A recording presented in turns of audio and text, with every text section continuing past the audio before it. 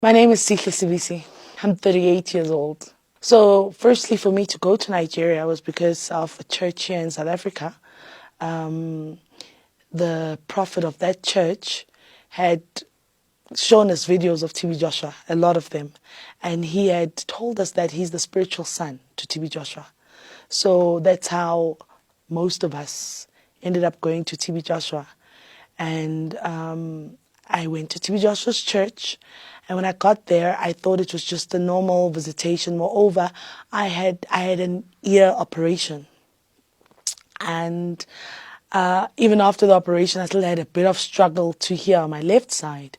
So when I went to TB Joshua's church, it was, we've seen this man healing people. We've seen him do these miraculous things. So you go there from a point of, I'm also going to get healed. Moreover, I want to get closer to God, because this man is telling us how he is the voice of God and very close to God. So I was in Nigeria, and I was chosen amongst people at the prayer line to say I need to stay there and be an evangelist for God. And I was not asked, but I was chosen, and I was told I need to stay to be an evangelist for God. And because you are already, remember, they've created this scenario that being close to the man of God is a status quo. Being close to him is a privilege. So automatically you already infused in that vibe of, oh my God, I am the luckiest person on earth to be chosen by this man to stay in his church. And what made it comfortable by then is that I had seen other girls from all over the world, from the UK, from Singapore, from everywhere. And again, I was introduced to one of the first white South African girls, Angie, who stayed there. So, and I was introduced to Michelle also, who stayed there. And I was the first black South African girl to stay there. So it made it look so beautiful and so easy for me to be there. And when I was in the church, obviously they knew that I could sing. The church that I came from in South Africa, I was in the worship team. But in Nigeria, they call it the choristers. So I became part of the chorister team. I was then brought closer with the three main lead singers, the three sisters, which is Anu, Anne, and Bosse. And I was part of the worship team there. If it's not worship that we're doing, I would be working in the admin department. If I'm not in the admin department, they would basically give you different chores to do, or you working in the visitors department. But yeah, I was there. Well, I think I was around about 2021, if I'm not mistaken. And I stayed there for about, I'm not sure, about 3 to 4 years at the church, roughly.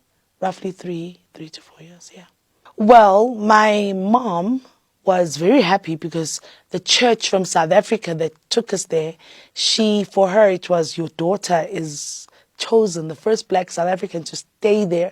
And it also gained her favor with her prophet here in South Africa, because it's a status quo thing. Because again, even the church in South Africa was now elevated to another level to say, their girl is chosen from that church to stay at Nigeria. My father, on the other hand, was not impressed, because no one knew that I wouldn't come back. I thought I'm going there for 7 days and I'm coming back. He was not impressed. He was not happy about it. And even when I called him to say, I'm not coming back home, prophet said I must stay, I did express to the prophet that my dad is not happy. My dad doesn't want me to stay there. As a result, Prophet TB Joshua then paid for my dad, my mom, and my brother to fly down to Nigeria, because he needed to reassure them of my safety and to reassure them that indeed it's a calling from God. My dad, in the beginning, he was not buying it. And I think because at that time, xenophobia was still very high. So he couldn't understand, why would I leave South Africa and come and stay in Nigeria? I mean, I had just started working, and I had just bought my first car, a Fiat Palio, and I was staying in my first apartment in Auckland Park. So he couldn't understand what was going on. But at the end of his trip, with his visit at TB Joshua, he was more convinced than ever that, okay, I can stay here, after he had his encounter with TB Joshua behind the scenes. In the beginning, everything was nice. I mean, I was then taught to no longer call him prophet. I must now call him daddy, because he's our father. So you get used to, this is our Father, He loves us, He protects us. But then you start getting to see sides where He becomes physical with not just with people, with disciples. I mean, we had disciple class that would start at about 10, 11, sometimes 1 a.m. You don't sleep if daddy's not sleeping. You have to be at disciple class. So automatically, you are already, they were already working on you because you're seeing how disciples get disciplined. You're seeing how if you have confided in somebody about something at a disciple meeting at night, they would report you. Somebody would would publicly say in the meeting, Daddy, Sister Sihle said 1, 2, 3. And then others around them must support whatever daddy's reaction is to you. So automatically you saw that this was a system where we can't trust each other here. Whatever happens to me must stay with me, because if I tell the next person, that person will then go and publicly tell daddy or tell on me at the disciple meeting, and that will just, there are repercussions, consequences. You'll find yourself being punished. You'll find yourself, it's either you're heavily beaten or you have to beg for forgiveness, or you're just, the worst could happen to you. So you're already drained out and they've worked on you mentally. You hardly sleep. There's no sleep. You can't sleep when daddy's not sleeping. You're working all the time and you're always very alert and conscious of your surroundings, because you never know who's watching you, and you have to be careful what you say to whom and how. So within the disciples, started noticing that amongst disciples, some people had little relationships amongst themselves, where the disciples themselves sometimes would be intimate with each other. And you then discovered that, so this is done in rooms when there are no visitors. But daddy wouldn't see it, and you wouldn't understand why not. But the fascinating part is certain girls were always called up to the 5-story building. And when you asked, I remember I was in trouble because I used to ask girls to say, but how come you're the only one that goes to 5-story? And what happens at the 5-story building? So at one disciple meeting, I was reported upon to say, Daddy, Sister Sihle was asking me why I'm always at the 5-story business, it's 5-story building. And I was in trouble for that. But obviously, I wanted to know, why do these specific girls go to 5-story building? And when they go there, they have their Bibles and notes. Remember, we all want to be closer to the man of God. You need to be closer to him.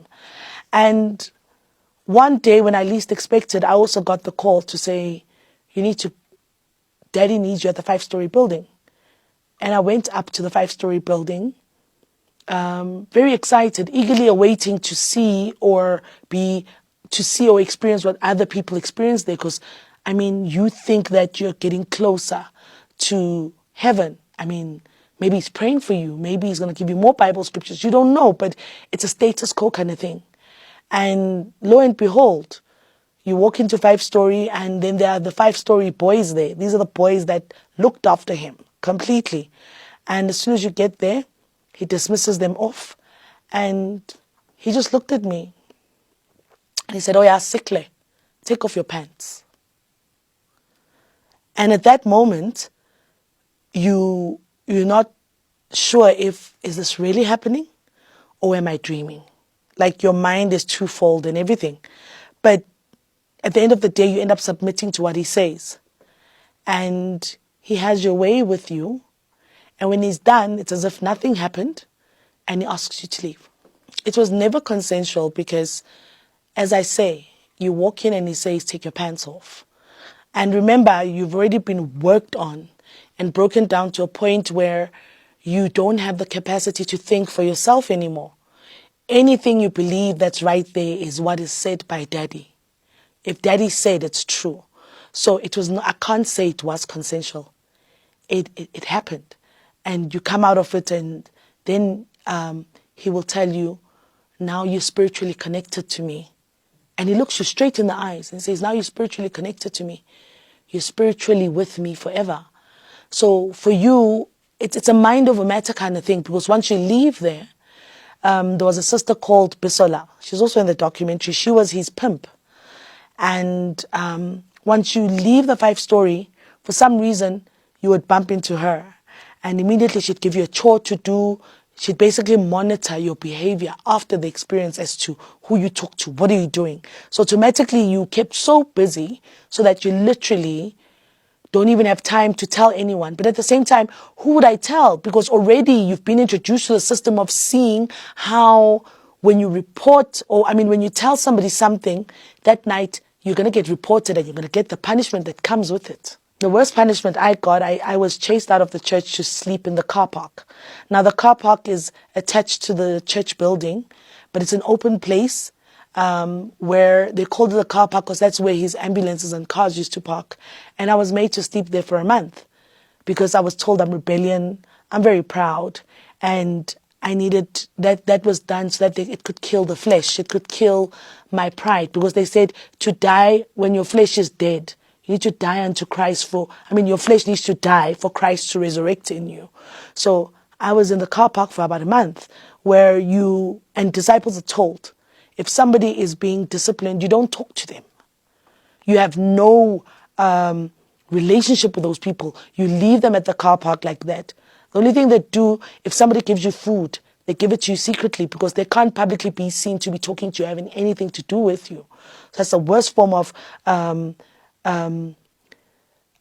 discipline I received. You're at the car park and the only time you would pray is for daddy to walk past, because sometimes there were so many entrances, so many passages within the synagogue.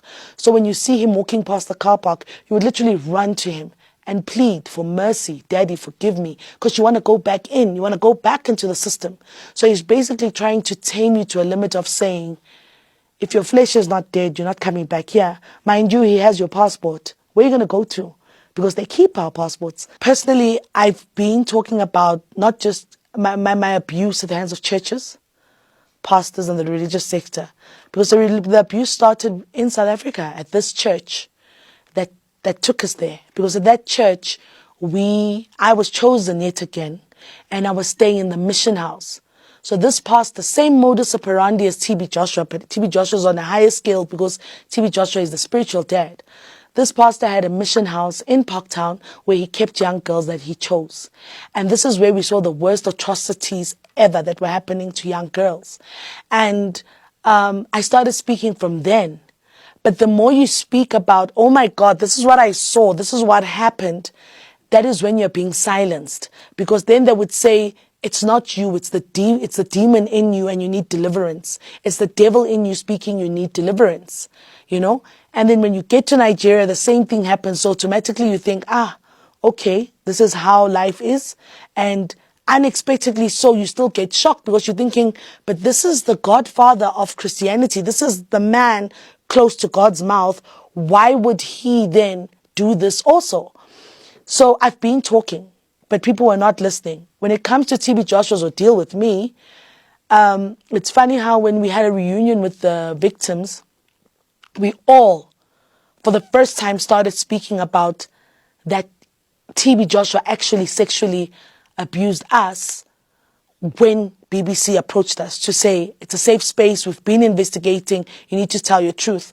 All along, most of us would just say, no, it was just an unspoken truth that disciples would amongst each other, and that's that. Because you feared to actually say TB Joshua did, because we saw how when Sister Bisola went out and publicly said TB Joshua did this to her, how he ostracized her, how he sent people to want to kill her, how he campaigned against her. So you were scared for yourself, for your life, to say, I'd rather talk about everyone else but keep him clean, because we knew that he was capable of more, and you were afraid. Until you've walked in my shoes, you will never understand. Hang 10. The trauma that Sihle Sibisi grew up under, the trauma that she's been subjected to. Hang 10. Have you ever took time out to find that maybe, possibly, this is a woman who's been hurt and she's going through the most, and she's now on a healing journey, and that is why the foundation was born. Kwanele Foundation was born during the time of COVID because there was no one around. Everyone was locked down in the houses, and I had to face myself and introspect to say, Sihle Sibisi, why? What happened to you? What happened to your life? And that's when I had to face the reality of the church hurt that I was exposed to from the age of 16. And that is when Kwanele Mfundisi started. In the beginning, it was called Kwanele Mfundisi, trying to say, this is what I went through at the hands of pastors.